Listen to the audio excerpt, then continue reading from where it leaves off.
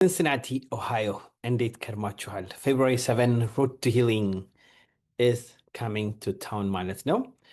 እንደምታውቁት እንግዲህ ኦቨር አሁን ወደ 5ኛ ዓመት ገባን ማለት ነው። ሮድ ቱ ሂሊንግ በየስቴቱ ትራቨል ሳደርግ ሮድ ቱ ሂሊንግ ምን ላይ ነው የሚያተኩረው ብላችሁ ስትጠይቁ ለማያውቁ ሰዎች ማለት ነው 4 ነገር ላይ እናተኩራለን ማለት ነው። አንደኛው ምንድነው? ስፔሻል ኒድ ማለት ስፔሻል አውቲዝም ያላቸው ልጆች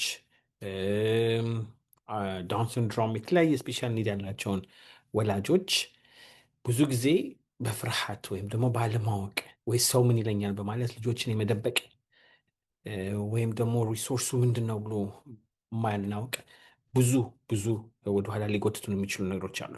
ያንን ለማስተካከል የተፈጠረ ፓናል ዲስካሽን ነው ማለት ነው አለ አዌርነስ፣ አክሰፕታንስ፣ ከዛ ደግሞ ወደ አድቮኬሲ መተን ለልጆቻችንም እኛ አድቮኬት ለመሆን በቤተ ክርስቲያንም ይሁን በመስጊድም ይሁን ባለንበት ቦታ ሁሉ ተቀባይነትን ማግኘትና እንዴት አድርገን ነው ኢንተራክት የምናደርገው ብለን ከፍርሃት አልፈን ወደ ኢንቴግሬሽን አብሮ መስራትን አብሮ ማወቅን እንድንሰራበት የሚያገለግል አንደኛው የስፔሻል ኒድ ላይ የምናገለግበት ፕሮግራም ይሆናል ማለት ነው።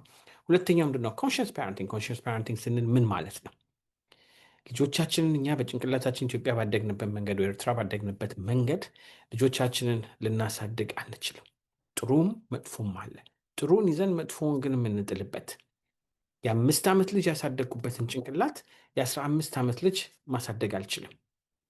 ምክንያቱም ልጆቹ እያደጉ ሲሄዱ እኛን እየጣሉን አታውቁም እያሉ የሚሄዱ ስለሆነ ከልጆቻችን ጋር ቀድመን እንዲያውም ማደግ ያለብን ከአስተሳሰብም ከአነጋገርም ካጠፋን ከልጆቻችን ጋር ይቅርታ መጠየቅን ለልጅ ይቅርታ አይጠየቅም የሚባልበትን መንገድ ትተን ማለት ነው። ጥፋቴን ማላቀውን አላቅም ብሎ ለልጅ መናገር ምን ይመስላል? ስለዚህ ልጆቻችን ስናሳድግ እኛ ያልሆነውን ልጆቹ እንዲሆኑልን ስለማንፈልግ እኛ ውሸታሞች ከሆነ ልጆቻችንን አትዋሹ ማለት አንችልም። እኛ የማናነብ ከሆነ ልጆቻችንን አንብቡ ማለት አንችልም። ስልክ መቀማት ሳይሆን ስልክን ከቀማን ከእነሱ ጋር ወጥተን ወደ ውጭ መጫወት እንችላለን ወይ? ስለዚህ ይሄን አታደርግ ስንል የሚያደርጉትን ደግሞ ፖዚቲቭ ነገር በምን አይነት መንገድ መተካትና ማቅረብ እንችላለን። ስለዚህ ከልጆቻችን ጋር ቀድመን አድገን ልጆቻችንን የሚያስፈልጋቸውን ነገር ብቻ ሳይሆን ለቤተሰብ መገንባት ለጥሩ አስተሳሰብ ምን ያስፈልጋል የሚለውን የምንሰራበት ኮንሽስ ፓረንቲንግ አለ ማለት ነው። በሶስተኛ ደረጃ ሜንታል ሄልዝ አዝ ሆልነስ ምን አለ? በእኛ ኮሚኒቲ ውስጥ ብዙ ጊዜ የማይነገር የማይወራበት ማውራት የማንፈልግበት ሱሳይድ አለ። ስንቶች ልጆች አጣን?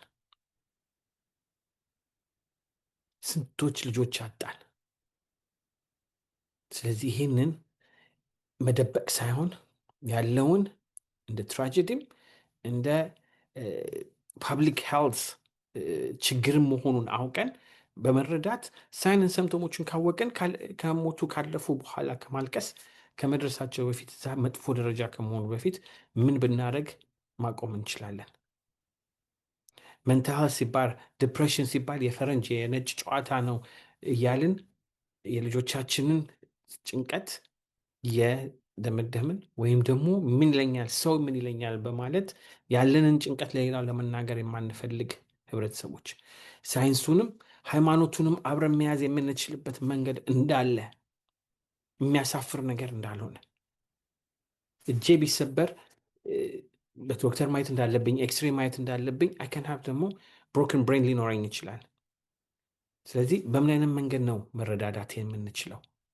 እግሬ ተሰብሮ ብሄድ ብታዩኝ በክራንች ላይ ሆኜ ዱላ ቢይዝ ለምን ያዘ ብላችሁ አትሉኝም።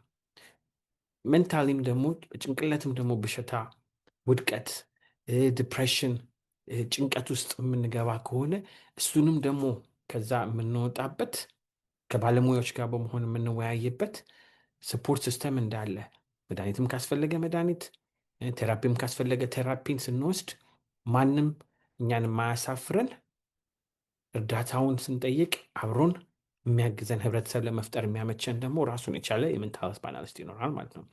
በአራተኛ ደረጃ ሁሌ የምናደርገው ደግሞ ዩዝ ቮይስ ወይም ዩዝ ፓወር የሚለው የወጣቶቹን ድምፅ ብዙ ጊዜ የማንሰማበት መንገድ ምንድን ነው?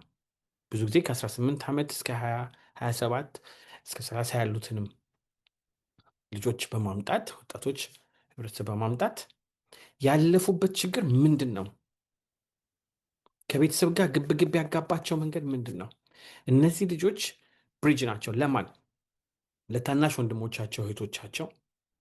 ሌላ ደግሞ ብሪጅ የሚሆኑት ለወላጆች ጄኔሬሽን ብሪጅ ይሆናሉ ማለት ነው። ስለዚህ ከወላጅ ጋር ያሳለፉትን ይሄን ብታደረግልኝ ኖሮ፣ ይሄን ስናገር ረድተሽኝ ቢሆን ኖሮ፣ አናግረኸኝ ቢሆን ኖሮ ብለው መናገር የሚችሉበትን መንገድ ይፈጥራሉ።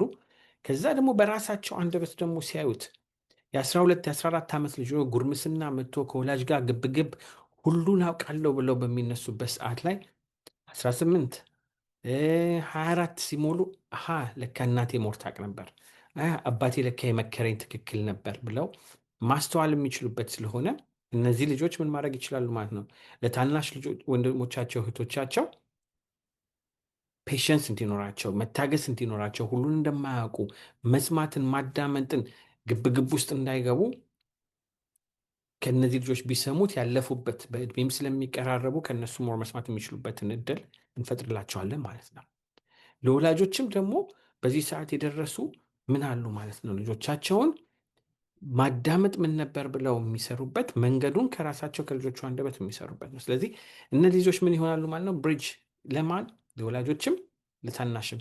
አብዛኞቹ ደግሞ እንደምታውቁት በእኛ ህብረተሰብ ያሉት ልጆች ብዙ ስቴት ሄጄ ሳይ፣ እስር ቤት ሄጄ የማያቸው፣ ሪሃብ ሴንተር የማያቸው ልጆች 18 19 20 ሆነው እስር ቤት ውስጥ ያሉ መዓት ልጆች አሉ። ስንወጣ የሚቀበለን ህብረተሰብ የለም። በቤተሰብ ደረጃ ልነግር እችላለሁ። ወላጆች ልጃቸው እስር ቤት ስለገባ ብቻ ቤታቸውን ሸጠው ወደ ሌላ ስቴት የሄዱ አውቃለሁ። ለምን? ልጅሽ ታሰረ፣ ወንድም ልጅህ ታሰረ ብለው ከእነሱ ቤተሰብ ጋር እንዳትገናኙ ያሉ ስለሚያገሏቸው ያንን ፈርተው ሸሽተው ይሄዳሉ። እነዚህ ልጆች ከሃይማኖቱም ከካልቸሩም እየራቁ የሚሄዱበት እድሜ ነው ያ። ስለዚህ እነዚህ ልጆች ተመለሱ፣ ያጠፋነውን እንደ ህብረተሰብ ይቅርታ ብለን እንቀበላችኋለን ብለን አብረን መስራት የምንችልበት ስለሆነ ቁጭ ብለን ደግሞ እነዚህ ልጆች በስርዓቱ ማዳመጥ የምንችልበትን ደግሞ ዩዝ ፓወር ዩዝ ቮይስ በሚለው ላይ እንገናኛለን ማለት ነው። አብዛኛውን ጊዜ ይህንን ፕሮግራሞች ሳደርግ ወይ ወጣቶች ብቻ የማደርግበት ሰዓት ላይ ወጣቶች ብቻ ይመጣሉ፣ ወይ ወላጆች ብቻ በማድረግበት ሰዓት ወላጆች ብቻ ይመጡና አንድ ክፍል ውስጥ ግን ተቀምጠው ወላጅ ከልጅ ልጅ ከወላጅ የማያዳምጥበት ጊዜ ስለሆነ ሮድ ቱ ሂሊንግ ከተፈጠረ አሁን 5ኛ ዓመቱ ላይ እየተጓዝን ነው። በዚህ ደረጃ ውስጥ ብዙ የተማርኩት ብዙ ያየኋቸውን ነገሮች ከባለሙያዎች ጋር በመሆን በየስቴቱ ያለፈው ዓመት 8 ስቴቶችን ሄደናል። ከዛ በፊትም እንደዚሁ ሌላ 8 ስቴቶች፣ በዚህኛው ዓመትም 8 ስቴቶችን ወደ 9 ስቴቶችን ለመሄድ እንግዲህ ተነስተናል ማለት ነው ከእግዚአብሔር ጋር። ስለዚህ የመጀመሪያውን 2026 ሲንሲናቲ ኦሃዮ ፌብሩዋሪ 7 ስለምናደርግ ሁላችሁም ተጋብዛችኋል። ለጓደኛ ለዘመድ ሼር በማድረግ መታችሁ አብራችሁን ተሳተፉ። አድራሻውን የት እንደሚሆን ሰዓቱን በሙሉ አብረን ከዚህ ጋር እንለጥፍላችኋለን። ይህንን በማየት እንግዲህ ፊት ለፊት እንድንገናኝ አብሮ ለመስራት አብሮ ለማደግ እሱን ለማድረግ እንግዲህ እንመጣለን። ፌብሩዋሪ 7 እንዳትቀሩ። ላለው የወፍታሄ ነኝ ከወፍታሄ ሾው ኮኔክቲንግ ኢች ዳት በሚለው ናን ፕሮፊት ስር ነው ይህን እየሰራሁት ያለሁትና አብረን ለመስራት አብረን ለማደግ አብረን ለመማማር ይቅርታ ለመደራረግ እንግዲህ መንገዱን እግዚአብሔር ይርዳን እላለሁ። ፌብሩዋሪ 7 በፊት ለፊት እንገናኛለን ማለት ነው። ሲንሲናቲ ኦሃዮ። ሲዩ ሱን